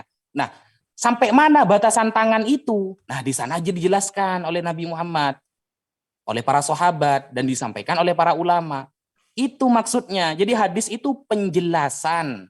Begitu loh. Bukan berarti hadis lebih lengkap, tidak. Gitu. Nah, kalau memang tadi kata Mas Rudi ya, kalau 2 penulis pasti ada yang berbeda itu. Kalau dalam kitab Bible kan ya, kalau 2 penulis berarti berbeda. Wah, ini sebenarnya meragukan. Berarti Bible itu adalah skripsi kan seperti itu. Skripsi yang ditolak oleh dosennya. Kenapa? Karena banyak penulisnya. Setelah banyak penulisnya, ternyata ada cerita sejarah penulisannya ada. Hanya penyampaian Mas Rudi tidak menyebutkan referensi sama sekali. Kalau sekarang kita buka di 1 penulis yang bertentangan, itu ada Mas Rudi. 1 penulisnya tapi bertentangan. Contohnya Yohanes. Ya. Kita buka di Yohanes contohnya. Yohanes 5, butir ke-31. Dengan tegas Yohanes mengatakan bahwa kesaksian Yesus tentang dirinya itu tidak benar. Tapi Yohanes dalam Yohanes pasal 8, butir ke-14, mengatakan kalau kesaksian Yesus itu benar. Nah, itu kan bertentangan. Bahkan Yohanes menentang semua umat Kristen di dunia. Yohanes menentang semua umat Kristen di dunia. Dengan mengatakan dalam pasal 5, butir ke-37, yang namanya Tuhan itu tidak bisa didengar dan tidak bisa dilihat. Maka benarlah kata Bilangan 23 pasal 19, butir 19 mengatakan Tuhan bukan manusia dan Tuhan juga bukan anak manusia. Yohanes lebih pintar daripada umat Kristen sedunia. Tapi ternyata Yohanes sendiri saling bertentangan. Kesaksian tentang Yesus ketika menyaksikan tentang dirinya sendiri, kata Yohanes 5 butir 31 tidak benar. Tapi kata Yohanes 8:14 ternyata benar. Nah, ini 1 penulis tapi saling bertentangan. Pemikirannya itu bagaimana itu menjawabnya? Monggo. Oke, Ya, silakan, terima Bang kasih. Rudi, silakan. Ya, Lanjut. saya mulai dari Yohanes 5 ayat 31 ya, saya share screen aja dulu. Itu nggak bisa saya share screen loh. Alatnya. Bisa bentar. Oke, silakan. Bentar ya, ini ada iklan terus. Di tempat siapa nih? Bentar ya, saya share screen ini. Oke. Kalau aku bersaksi tentang diriku sendiri, maka kesaksianku itu tidak benar. Ya, kalian melihat di sini ayat ini bicara tentang apa? Aku tidak dapat berbuat apa-apa dari diriku sendiri. Aku menghakimi sesuai dengan apa yang kudengar, dan penghakimanku adil sebab aku tidak menuruti kehendakku sendiri, melainkan kehendak Dia yang mengutus aku. Ya, ayat ini bercerita tentang bagaimana Yesus itu. Di Yohanes 10 ayat 30 dikatakan aku dan Bapa adalah satu. Ya, jadi kalau aku jelaskan ini bahwa sebentar, kalau aku membuat perumpamaan, saat ini kalian sedang mendengar suaraku, oke? Bahwa suaraku itu adalah aku. Kemudian aku mengutus, kalau hidupkan kameraku, maka kalian melihat aku dalam bentuk citraku. Maka aku berkata, aku tidak berbuat apa-apa dari diriku, betul. Karena digitalku yang bernama Sang Debater itu, yang mengutus adalah Rudi Yohanes yang daging. Paham ya? Maka dibilang kalau aku bersaksi tentang diriku sendiri, maka kesaksianku itu tidak benar. Jadi kalau aku mengatakan, aku ini adalah misalnya seorang profesor, mana ada yang percaya? Oke, paham sampai situ ya? Kemudian ada lain yang bersaksi tentang aku dan aku tahu bahwa kesaksian yang diberikannya tentang aku adalah benar. Contoh yang bersaksi di sini adalah Yohanes. Yohanes di Yohanes 1 dijelaskan kesaksian Yohanes itu tentang Yesus, ya, Dia sudah ada di antara kita, tapi kita tidak mengenalnya katanya, dan sebagainya. Kemudian kamu katakan Yohanes 8. Kita balik ke Yohanes 8 ya. Sebentar. Ini yang bisa aku tulis ya. Ayat ke-14. Jawab mereka, Yesus kepada mereka, biarpun aku bersaksi tentang diriku sendiri, namun kesaksianku itu benar. Sebab aku tahu dari mana aku datang. Nah, ini kesaksian tentang dari mana aku datang. Paham ya? Contoh, tadi aku bilang kalau aku profesor, itu profesor kan harus diuji. Benar nggak dia lulusan Universitas A, Universitas B, Universitas C. Tetapi kalau aku bilang, aku bersaksi bahwa aku datang dari Duri, tempat aku ya. Artinya, aku tidak butuh dua orang bersaksi tentang kedatanganku bahwa aku berasal dari Batak lah misalnya. Kenapa? Karena logatku aja orang sudah tahu. Oh iya ini dari Batak ini, misalnya gitu ya. Dan kemana aku pergi? Nah, kemana aku pergi hanya aku yang tahu. Karena aku yang menentukan jalanku kemana. Pahami konteksnya yang pertama tentang penghakiman yang tadi itu ya. Sekarang tentang dari mana dan kemana aku datang dan kemana aku pergi. Jadi tidak ada yang bertentangan konteksnya aja. Kemudian Yohanes 5 ayat 37. Sebentar. 5 ayat 37. Bapa yang mengutus aku, dia yang bersaksi tentang aku. Kamu tidak pernah mendengar suaranya, rupanya pun tidak pernah kamu lihat. Betul. Saat itu Yesus sedang berbicara di hadapan orang banyak. Saat itu Yesus sedang berbicara di hadapan orang pada tahun abad ke-1. Bedakan dengan kalau Adam yang berbicara. Adam melihat Bapa di sorga kok. Kenapa dia melihat? Orang di Taman Eden dia dipakaikan pakaian sama Bapa di sorga sebelum diusir. Jadi kalimat ini tidak bisa dipukul rata. Seluruh manusia tidak ada melihat Tuhan. Oh tidak begitu. Ya. Nah, mendengar suaranya pun tidak pernah kamu lihat. Kan kamu katanya. Kalimat kamu di sini merujuk kepada orang-orang yang ada di situ. Tetapi si Musa pernah mendengar suara Tuhan. Abraham pun pernah mendengar suara Tuhan. Elia pun pernah mendengar suara Tuhan. Bahkan orang-orang ketika Yesus dibaptis pun pernah mendengar suara Tuhan. Tetapi saat Yesus berada di tengah-tengah orang ini tidak pernah mendengar suara Tuhan. Kemudian kita masuk ke Bilangan 23. Sebentar. Bilangan 23 ayat 19. 23 ayatnya yang ke-19. Nah ini, Allah bukanlah manusia sehingga ia berdusta. Betul, Allah itu tidak seperti manusia sehingga dia berdusta. Allah tidak pernah berdusta, itu maksudnya. Dia bukan anak manusia yang bisa berdusta. Kalian memonggal ayatnya menjadi Allah bukan manusia. Wah, berarti Yesus itu bukan Tuhan sehingga dia berdusta, bukan anak manusia. Bukan begitu kalimat ini. Allah bukan manusia sehingga dia berdusta, bahwa Tuhan tidak pernah berdusta. Bukan anak manusia dia. Jadi yang berdusta itu hanyalah anak manusia. Semoga kalian paham. Oke. Nah, sekarang kamu tadi menjelaskan stop. Kok nggak bisa? Oh ya, stop. Sekarang saya buka dulu. Ini kisah, kamu bilang Al-Quran bukan kisah sejarah. Siapa bilang? Di dalam Al-Quran ada itu sejarah. Sejarah Musa, sejarah Nuh, hanya tidak lengkap. Jangan kalian tiadakan sejarah-sejarah ada di situ kok. Kemudian, kamu mengatakan surah 19 ayat 56. Nabi Muhammad menceritakan, wah kisah Nabi Idris. Sudah jelas ayat itu mengatakan, ceritakanlah kisah Nabi Idris yang terdapat di dalam Al-Quran. Dari mana Nabi Muhammad mendapatnya? Di Al-Quran aja tidak ada. Paham nggak kamu bilang itu diucapkan dengan bahasa yang gampang dimengerti? Kalau memang gampang dimengerti, bagaimana kau bisa mengertikan ini? Sebentar, aku bukakan dulu. Ini nih. Ya, surah Maryam ayat 56. Dan ceritakanlah Muhammad kisah Idris dalam kitab Al-Quran. Sementara kau bilang Nabi Muhammad menceritakan bahwa Nabi Idris itu adalah penjahit pertama, penulis pertama yang menunggangi kuda, misalnya begitu kan, seperti Wikipedia dan cerita-cerita video-video Islam. Dari mana cerita itu? Di Al-Quran tidak ada dia menunggang kuda, di Al-Quran tidak ada dia menulis, di Al-Quran tidak ada dia menjahit.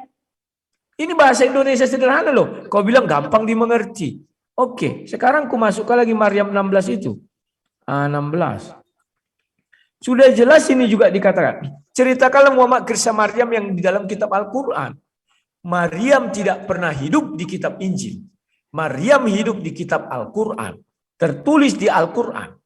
Artinya apa? Bahwa betul Nabi Isa berada di tahun 610, keberadaannya sampai 633. Kalau ibunya saja terdapat di Al-Quran, tidak mungkin anaknya terdapat di Injil. Kan di situ letaknya. Bagaimana kamu mau mengatakan, oh enggak, dia itu masuknya di Al-Quran begini, begini. Makanya aku bilang, banyak yang di dalam isi Nabi Muhammad yang belum tertuang di dalam Al-Quran ini. Kenapa? Karena saya percaya bahwa kisah Maryam ini selengkapnya ada di dalam Al-Quran yang sesungguhnya Al-Quran. Itulah yang disanubari Nabi Muhammad. Dan kisah Nabi Idris yang sesungguhnya juga ada di dalam Al-Quran yang di dalam hati sanubari Nabi Muhammad. Bukan di Al-Quran yang kamu pegang sekarang. Gak lengkap. Belum semua itu yang di dalam hati Nabi bisa sudah dituangkan di dalam Al-Quran yang kamu pegang sekarang berupa buku. Tidak semua. Jangan dipaksakan. Ya. Kemudian, kamu tadi mengatakan bahwa Al-Quran itu kalau tidak ada di Al-Quran misalnya kan orang sulit mengerti, maka dijelaskan di hadis. Hadis datangnya belakangan. Mungkin ratusan tahun kemudian. Kenapa hadis datangnya tidak berbarengan dengan Al-Quran? Orang ditulisnya Al-Quran juga berapa ratus tahun setelah Nabi wafat misalnya. Ya berbarengan aja hadis. Dan hebatnya hadis ini, kalau kita lihat di dalam berbagai hadis, memang hadis lebih lengkap ayat Al-Quran, firman Tuhannya. Apa yang tidak terdapat di dalam Al-Quran, firman Tuhan, ada di hadis. Itu nggak bisa kalian sangkal. Artinya, yang di dalam Al-Quran belum lengkap. Kecuali kalian keluarkan semua firman Tuhan yang di dalam hadis, pindahkan ke Al-Quran itu, baru itu lengkap. Terima kasih, silakan. Ya, silakan Ustaz Wafi. Oke, Tinggal 49. Bismillahirrahmanirrahim. Lanjut. Bisa saya screen ya? Tentang surah Maryam, bahwa Rasulullah Shallallahu Alaihi Wasallam disuruh menceritakan tentang Maryam. Kan ini ayatnya. Wadhkur fil kitabi Maryam idzin tabadat min ahliha makanan syarqiyya. Ceritakanlah wahai Muhammad tentang kisah Maryam dan keluarganya ya, ketika mereka berpindah tempat, ketika itu berada di Baitul Maqdis ya, di Baitul Muqaddas. Nah, cerita itu diperintahkan oleh Allah Subhanahu wa taala agar Nabi Muhammad menceritakannya kepada umatnya. Ceritanya di mana? Nah, ceritanya contohnya di dalam surah Ali Imran. Ini surah Ali Imran. Saya kasih tanda. Nah, fi Ali Imran, di dalam surah Ali Imran contohnya itu suruh ceritakan oleh Nabi Muhammad, wa annaha nadzaratha muharrarah ay takhdimu masjidah Baitul Maqdis, saat menjadi khaddamnya Masjid Baitul Maqdis, wa kanu yataqarrabuna bidzalik, dan saat itu mereka mendekat ya, atau mendekatkan diri kepada Allah di Baitul Maqdis. Ayatnya surah Al Imran ayat 37. Fataqabbalaha rabbuha biqabulin hasan wa ambatha nabatan Oke, sudah hasana. habis waktunya. Seperti itu. Oh. Sudah habis ya? Sudah. Iya. Sudah 30 menit. Oke, terima kasih. Apa mau ditambah lagi? Enggak usah lah. Nggak usah. Oke, Sudah kalau malam. gitu, Aku nanti silakan. jam 2 pagi saya- harus berangkat keluar kota. Mas Rudi, saya Ya. sudah masih punya pertanyaan tentang kodek-kodek ini loh, tentang penulisannya ini loh. Ya, begini aja ku diteruskan? jawab. Begini aja ku jawab biar Bapak puas bahwa saya hanya mengimani yang sudah di kanon 325. Kalau Oke, itu pertanyaan saya. Ya. Berarti LAI sudah di kanon ya? Sudah pasti di kanon ya? Ya, kami mempercaya yang sudah di kanon 325 itu aja. Oke, Berarti gitu LAI aja dulu sudah Pak ya. benar semua ya? Ini, Besok tunggu. Satu pertanyaan. Kalau Ya. berarti LAI sudah benar semua itu ya? Sudah ada yang salah ya? kalau dikatakan LAI sudah benar semua atau ada yang salah, kalau dibilang tentang terjemahan itu kan kita dalam bahasa Indonesia. Tergantung bahasa Indonesianya lagi nanti. Kalau ada perkembangannya lagi, itu berubah lagi terjemahannya. Oke, kita bahas original teks sekarang ya. Gimana? Yunaninya? Kita bicara besok saja. Lagi. Sedikit Halo, kok, Mas. cuma satu kok. Karena 5 aku menit jam aja, 2 Bang. harus keluar kota. Jam 2 harus keluar 5 kota. menit aja, saya kasih Ya, waktu. 5 menit. silakan 5 menit ya. Ya. Ya. Saya tanya sekarang, LAI itu merujuk kepada kodek yang dikanonisasi yang mana? Coba. Ya, kamu tanya aja ke LAI. Astagfirullah. Loh, kan saya bukan orang LAI, gimana sih?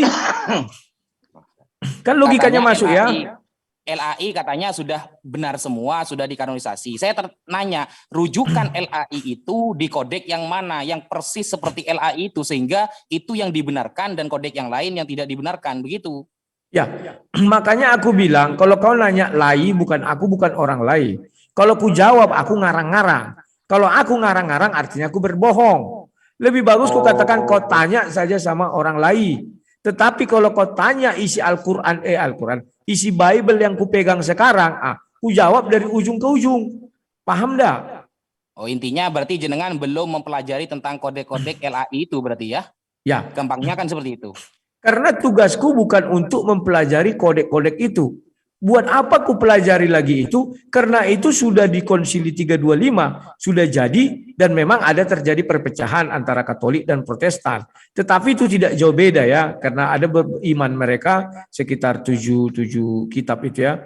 Jadi itu bagiku, apa yang kupegang sekarang tidak perlu ku tafsir lagi ke sana kemari. Kenapa?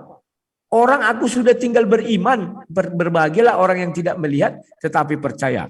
Karena iman Kristen itu tidak terletak di dalam tulisan aslinya, tetapi terletak di dalam perilaku kehidupan sehari-hari di dalam Yesus Kristus. Oh, loh, kan jenengan tahu Yesus itu sebagai Tuhan kan gara-gara ada tulisan di Bible. Lalu ketika tulisannya masih diperdebatkan, bagaimana Anda mempercayai itu? Oke, saya memang mengetahui Yesus sebagai Tuhan karena ada tulisan di Bible. Tetapi perlu diingat, bukan dari perjanjian baru. Tetapi justru dari perjanjian lama. Kenapa saya katakan dari... Mana kenapa? ayat yang mengatakan di perjanjian lama bahwa Tuhan akan dilahirkan? Mana ayatnya? Monggo, ditampilkan. Oke, saya tidak mengatakan Tuhan akan dilahirkan. Tetapi Yesaya 55 ayat 11 mengatakan bahwa dia mengutus firman-Nya ke dalam dunia dan kembali kepadanya dengan tidak sia-sia. Artinya Yesus diutus ke dalam dunia dan kembali kepada Bapa di sorga juga dengan tidak sia-sia. Bukan masalah melahirkan, dilahirkan. Kita cek ya, ayat itu benar apa tidak di perjanjian lama. Gimana kalau kita bahas kodeknya? Gimana? Ya, kamu mau bahas kodek, silakan saya bilang. Tetapi saya sudah berpegang teguh terhadap kitab yang saya pegang sekarang. Paham tidak maksudnya? Kan gini Mas, jenengan percaya bahwa Yesus itu ada nubuatannya di di PL. Nah, bagaimana Anda bisa percaya bahwa ayat itu beneran ada? Ternyata kalau kita lihat terjemahan itu dari mana pengambilannya? Contoh LAI mengambil ya perjanjian barunya itu dari Textus Receptus umpamanya. Ternyata dilihat di Textusnya ada yang hilang. Tapi di kodek yang lain tambah banyak hilangnya. Lah, berarti kan jenengan sekarang menjadi korban copy paste, Mas. Kan gitu. Oke, ku jawab. Memang Al-Quran itu hanya ada satu versi. Banyak versi.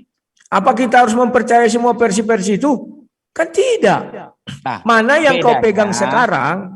Sebentar. Mana yang kau pegang sekarang itulah yang kau imani. Tidak perlu harus kubuka versi si A, si B, si C, si D. Saya hanya bertanya apa yang kau pegang sekarang. Demikian juga kau bertanya kepada saya apa yang saya pegang sekarang. Paham enggak? Nah, bedanya Mas, kalau Al-Quran itu ada istilahnya ilmu qiraah sab'ah. Rasulullah sudah bersabda, unzilal Quran ala sab'ati ahrufin. Quran itu diturunkan menggunakan 7 dialek. Dan itu menggunakan sanad perantaian periwayatan yang ketat. Sehingga kalau saya membaca sesuai dengan riwayat Asim biriwayati Hafs, itu ada sanadnya sampai kepada Rasulullah. Orang-orang yang membaca dengan riwayat Nafi contohnya ya, atau Ibnu Katsir, atau Ibnu Umar, atau Hamzah, itu juga memiliki sanad kepada sahabat Abdullah bin Mas'ud, sahabat Abdullah bin Mas'ud kepada Rasulullah. Sedangkan Bible Mas, sedangkan Bible ya, kalau dilihat dari kodeknya tidak ketemu, maka dari mana munculnya ayat itu? Kan begitu, Mas. Oke. Sekarang kau mengatakan itu di dalam ajaran Islam. Allah berkata apa? Al-Quran diturunkan dalam satu bahasa Arab yang bisa dimengerti. Sekarang kau bilang ada 7. Jadi mana yang benar? Hadis atau Al-Quran? Maka kalau saya buka nanti sama kamu, hadis itu sering melawan isi Al-Quran. Biar kamu tahu. Kita bahas ayatnya saja dulu, nggak usah lari ke hadis. Kita Al-Quran, VS Bible dulu, penulisannya dulu. Jangan lari ke hadis. Tadi jenengan Kan sudah lari ke sudah, tafsir, kamu tadi lari ke sudah hadis. mengakui tidak ada perintah untuk menuliskan Al-Quran. Itu aja kalian sudah kalah harusnya. Kenapa sekarang ada Al-Quran? Tema Kan kita dari situ. itu penulisan kitab suci, maka Anda harus fokus ke ayatnya, bukan lari ke tafsir ke hadis. Makanya dari tadi saya membahas ayat di Bible. Kalau ayat ini Perintah benar-benar menulis saja nggak ada. Terus apa yang kau jelaskan sama aku omong kosong? kan Oke, ayatnya itu habis. sudah berbentuk terjemahan. Waktunya habis. Mas. Ya, oke. Oke. Mantap, Silakan ini lain untuk, waktu kita lanjut ya, Mas. Closing Iya. statement dari Ustadz Wafi, silakan Ustadz. Saya belakangan saja. Saya mau minum Belakangan dulu. Oke. Berapa Kalau menit? gitu, Bang Rudi 2 silakan. menit aja, 2 menit aja. Iya, Aku duluan. Silakan. Ya. 2 menit Terima kasih kepada Zoom meeting ini. Saya nggak tahu punya siapa ini, tetapi saya mengucapkan terima kasih karena ngundang saya. Tapi dibilang tadi namanya MMCI. Ya. Kemudian terima kasih kepada moderator Sigema. Terima kasih kepada semua yang tadi berdiskusi sama saya. Namanya si Dedi. Dedi apa namanya tadi itu ya? Dedi Aslandi. Hah? Dedi Aslandi. Ya mungkin itu ya. Saya lihat dia begitu sopan, itulah cerminan Islam yang sesungguhnya Islam. Jadi jangan sampai nanti keluar ucapan Mahatma Gandhi kepada orang Kristen. Saya suka Kristusmu, tetapi saya tidak suka Kristenmu. Jangan sampai ada ucapan orang seperti itu, saya suka misalnya Islammu, tapi saya tidak suka kau, katanya misalnya gitu ya. Jadi kawan-kawan, tolonglah kalian perhatikan kita untuk mengedukasi orang. Ya, kita tidak mencari kalah menang di sini, tetapi bagaimana kita mengedukasi orang. Ya, terima kasih kepada Ustadz Wafi. Saya baru kali ini bertemu dengan Anda dan ya saya senang dan mungkin di lain waktu bisa kita jadwalkan karena saya mau berangkat jam 2 subuh, mau keluar kota ya, mau ya nanti usah saya kasih tahu kemana. Ya, kemudian Siap. Ya. Dan kemudian terima kasih juga kepada semua penonton di channel manapun. Terima kasih kepada pemilik Basin atau apa yang kuambil ini ya? Basin Media. Basin, ya. Terima kasih yang sudah mengizinkan. Pokoknya terima kasih semua deh. Kita jumpa lagi. Saya siap sedia saat untuk berdiskusi dengan kalian. Dengan catatan kita bisa menguasai diri dan kita berbicara bergantian ya. Saya suka. Terima kasih semuanya. Selamat malam. Selamat malam. Bang Selamat Rudi. malam. Ya, terima kasih. Oke, Selamat untuk malam. ini penutupan Ustadz Wafi ini. Bang Ustadz Rudi, Wafi saya sebelum- tunggu ini. Tunggu sebentar, penutupan Ustadz Wafi saya menunggu soalnya dari tadi. Masya Allah ini. Tafadhal Ustadz. Ya, Bang Rudi jangan keluar dulu ya. Bismillahirrahmanirrahim. Ya. Bismillahirrahmanirrahim. Alhamdulillah kita sudah berdiskusi dengan Mas Rudi Yohanes. Terima kasih juga atas perhatiannya dan atas penjelasan yang dijelaskan jenengan termasuk orang Kristen yang sangat jujur menurut saya. Ya, sangat jujur dalam berdiskusi ini. Jadi ketika tidak tahu ya sudah tidak tahu, ketika sudah ada belajar ya sudah ada belajar daripada menjawab tapi salah nantinya. Makanya saya tekankan apakah jenengan pernah belajar tentang kode-kode yang diambil dari LAI, ternyata beliau tidak perlu saya belajar itu, yang penting saya sudah mengimani yang ada, kan seperti itu. Alhamdulillah itu adalah jawaban yang sangat sempurna bagi kita sehingga kita tidak bisa mengejar lagi apa yang ingin Anda sampaikan. Dan ini adalah perbedaan kita bahwa Al-Quran itu diturunkan oleh Allah dengan secara yang ketat. Makanya ketika ada para sahabat yang menyampaikan ajaran kepada Islam, menyampaikan ajaran, maka para sahabat lain akan mengatakan samulana rijalakum. Buktikan siapa saja yang pernah mengatakan itu kepada kamu. Kalau tidak ada buktinya, tidak ada saksinya, tidak kemudian kredibilitas orangnya tidak dipercaya, maka saat itu dia tidak diterima pengajarannya. Sehingga Al-Quran itu syaratnya harus mutawatir, harus ramai diketahui. Adapun bacaan-bacaan Al-Quran yang berbeda, itu hanya dialek saja. Bukan berarti bahasa Arab ada bahasa Sunda, bahasa Madura, apalagi bahasa Jawa. Tidak. Karena Al-Quran itu disampaikan dengan bahasa Arab sesuai di dalam surah Yusuf ya. Anzalnal Qur'anan Arabiyyan la'allakum taqilun. Kami Taqilun. turunkan Al-Qur'an dengan bahasa Arab agar kalian faham, mengerti. Maksudnya kepada Nabi Muhammad, dan Nabi Muhammad menyampaikan kepada umatnya. Dan penyampaian Al-Qur'an di setiap ayat, di setiap surat itu pasti ada penjelasan dari Rasulullah, dan itu pasti disahkan oleh Allah Subhanahu wa taala, sehingga apapun yang keluar dari Rasulullah, wa ma yantiqu anil hawa in huwa illa wahyu yuha. Apapun yang keluar dari lisan Rasulullah berarti itu sama saja dari Allah. Begitu. Makanya nanti ada istilahnya hadis qudsi. Hadis yang disandarkan kepada Allah Subhanahu wa taala. Dan apa yang disampaikan Oke, Rasulullah habis. mustahil tidak akan bertentangan dengan Biarin, Al-Qur'an. nggak apa-apa. Sekian Habis. dari saya, kurang lebihnya saya mohon maaf. Wassalamualaikum warahmatullahi taala wabarakatuh. Waalaikumsalam warahmatullahi Waalaikumsalam wabarakatuh. warahmatullahi wabarakatuh. Subhanallah, subhanallah. Oke, jadi ada yang mau Pak disampaikan?